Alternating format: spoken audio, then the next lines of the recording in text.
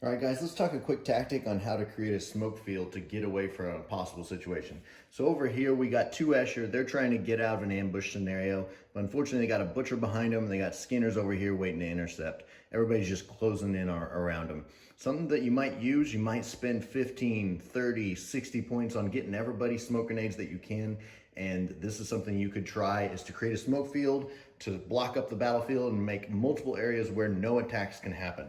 So what I'm going to try and do is guesstimate, let's say about 2.5 inches away from this front girl here.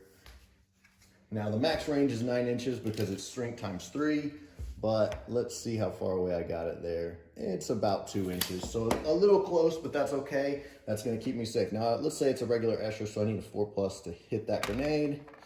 Got it with a 5. Now if that's scattered, it hopefully wouldn't scatter too far. We'll say about 4 inches average. So it should stay, even with a scatter, it should still stay somewhere that she can move into it. So it lands right where we planned on. It's actually going to be a little bit under her feet there, and that's okay, and I'll show you why. So now she's going to move up. We want to continue to stay away from that Butcher, so we're going to move our max move to there, staying inside the cloud. This girl can move here. Now, these guys may charge, and this is where it gets scary. Let's say they do make their charges, but we're in smoke. There's no attacks allowed in smoke, so it saved us this round. First problem is we have the grenade rule, and that's going to make you have to roll to see if you've run out of grenades at the every time you use one, instead of just if you roll it up on the ammo die. So you're going to have to roll that 4+ to see if you can continue to do this every turn. I got the 4+, so it's a 50-50. It's not horrible odds. But at the same time, at the end of this turn, we have to test and see if the smoke goes away. On a 5 or a 6, it stays, and that's what we want, and that's only a 1/3 chance. So this is a risky maneuver. It's not guaranteed. On a 1, 2, 3, 4, it goes away, and then we got to deal with that. So it does go away. I'm just going to pick these guys up and send them generally where it was. Now, let's say that smoke had stayed. Now we can retreat away, and even if they were to pass an initiative check, they would not be able to attack us because they're in the smoke cloud.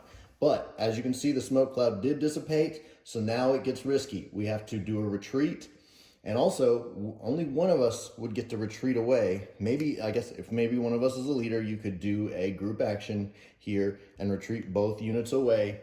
You would have to make the retreat, and then they would get their initiative check to see if they get to hit back. Now, their initiative is not as good as ours, but that really doesn't matter. If they can successfully make their initiative check, they do get to swing. So it's going to be a luck maneuver, but sometimes it's better than just getting cut down in the streets and not surviving. Okay, let's talk about the movement rules. Movement rules are on page 61 of the core rulebook, and they have something important about charging in them, where it talks about how when a charge happens, you have to move the shortest distance between the person charging and the character that's being charged. Now, what you can sometimes see happen is these characters are 7 inches apart. Now, if say this is a regular Cador Ganger, they have 5 inches. Now they need a 2 on the D3 if there were none of this scatter terrain in the way to make that charge. The problem is each piece of this scatter terrain takes an inch to, adds an inch to that charge range. So that makes it a 7, 8, 9-inch charge, which they cannot make. So they cannot go straight directly to the character, which means they cannot make this charge. This is an impossible charge at this point, but what you'll see happen is people use this little tool right here, and I'm not saying this is a bad tool, but it can be manipulated. So what they'll do is 2 inches here, 2 inches there, 2 inches there, and an inch there. Look at that. I made a 7-inch charge by doing a crazy snake run around that terrain, and that is not per the rule book. So per that movement rule, you cannot do that. You got to move in a straight line at the shortest distance, not a wraparound towards that character. All right, guys, let's talk about structures. Now, structures are going to be items that are over 2 inches. much like a building, and sometimes they're going to have rooftops, things that you can get up to. Now, I allow my players to climb any surface unless for some reason it's an obsidian black wall that has no handholds or something like that. I don't have any terrain features that would look like that, but that would really be the only reason why I wouldn't allow you to climb up something, is if it looked like it was a face of glass that you might not be able to get a handhold on. But these things obviously seem to have things that you can climb up on. So let's have our Gene Stealer Cultist here. He moves 4, so he can use 2 moves, because this is about 3 inches high. You take your movement and half it for climbing. So he can move up 8 inches to get up 4 inches. He needs 3 to get over it, but that gets him here, plus we'll say an inch to move to get him over into this rooftop so he can start laying down some fire and covering his buddies. Or in this instance, you can go even higher if you have higher movement. This Enforcer has 5 inches. So our friendly neighborhood Enforcer is gonna get up this wall because it's a 5-inch wall. So he needs to use his full 10-inch move to climb 5 inches. And that gets him up on top of this rooftop. So next turn, hopefully he can cuff this perp that's up there laying down fire. So that's how we handle climbing on structures. All right, let's talk difficult terrain. So here we have some of the difficult terrain that you'll see on my battlefields. And it's going to half your move distance. We count the whole piece as difficult terrain, so it doesn't matter if you're up here or down in the crater, you're moving at half move distance. This can affect charging. This can affect your regular movement, trying to escape something. So you need to classify this before the battle so no one is caught unaware of what is going on. You need to say, hey, do we want to call this difficult terrain? Yeah, that sounds good. Okay, great. Easy conversation to have. Now everyone is aware of what you want to classify that as, and it won't surprise someone during the battle. Dangerous terrain. Okay, so not only is dangerous terrain difficult terrain, but it also can cause you to go out of action. When you move through dangerous terrain, you have to make an initiative check. If you were assaulting through it, now I don't know if I could even get across all of this, but if it was half of that, if I was assaulting across this, I would have to make an initiative check. If I fail that initiative check, I go out of action because this is dangerous terrain. Obviously this barbed wire, not as dangerous, but this is the underhive, possibly tipped with poison or some other sort of horrible mutagen that would kill us instantly. So that's how we handle dangerous terrain. A lot of the times you'll see dangerous terrain on some of the tiles that you can purchase for the Delta Zone 7, Delta Bad Zone 7, or whatever it's called. Have some dangerous terrain on them, but most of it is going to be pits and things like that. All right, let's talk obstacles. Obstacles, otherwise known as scatter terrain.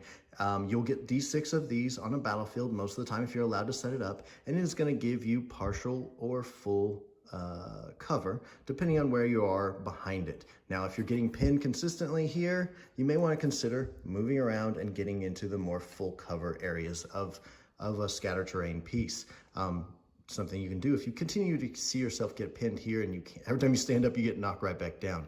Make it a little harder for the enemy to shoot you. Also, this can slow down a charging unit. If it's an inch, or on the other side, it may be about 2 inches, and they have to pay an inch per the height of it. So if it's an inch here, they'd have to add an inch to go over the top of it. And also they can't stop on top of a piece of scatter terrain. So if you're bunkered up here and they're coming this way, they can't stop here and rest on top of the scatter terrain. So that's definitely something to consider. They have to make it all the way over and land on the other side.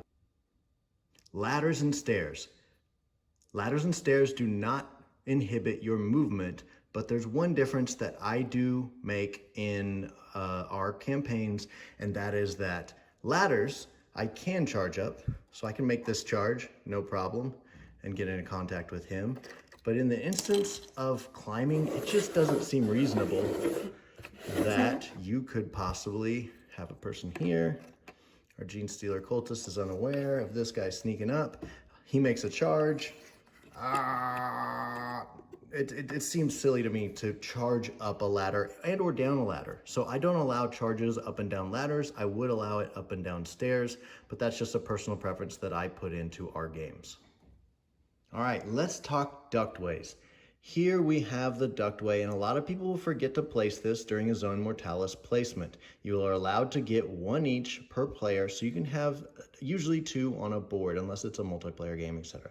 So A ductway allows a crawl through action, so you spend 2 actions if you're within 1 inch of the ductway to crawl through and pop out on the other side. These are great for escaping during such as the ambush scenario or the trap scenario. I should have moved this when I did that video. I should have put my ductway right near the deployment zone, and then I could have gotten at least one of my guys through before the rest of the guys got murdered. Or if I could have had a leader or a champion there, maybe I could have done a group activation and gotten 1 or 2 guys through instead of have just one get through. So something to consider. Put these as an escape route.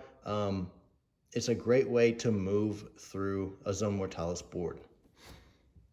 All right, let's talk about leaping gaps. Here we have our Escher girl, probably named Spider with a Y, and she wants to get across over here to this platform. She can make a move here to here as long as she has the movement. They have a 5-inch movement, but she's gonna have to make an initiative check. If they fail that initiative check, she's ending up down here. And if she falls, she's gonna take damage on the fall chart. That looks like it's about 3 inches. So most likely it is gonna classify her to be at a minimum pinned and possibly take some damage. So that's how a leap works. Take the initiative check, land over here. You have to have the movement to make the jump. If you fail it, you end up on the ground. Now, since we're talking leaping, now let's talk about falling. So something you might run into here is falling off multiple areas. When you land here, if you land within a 1/2 inch of another area, you could continue to fall. There's a few more levels to this. Let's see if I can pan down without making this too bumpy. So you could fall and continue to fall all the way down here if you fail another initiative check here. So initiative up top to see if you fall, if you were to be pinned up there, and then you do, you take damage here, take another initiative check because you're within a 1/2 inch, and you fall to the ground. I believe this is another 6 inches. So it's the second tier of damage when you hit the ground again. I've had an enforcer fall all the way from the top and hit every level on the way down, and I think he took 3 different injury rolls during that fall. So be aware of when a player falls.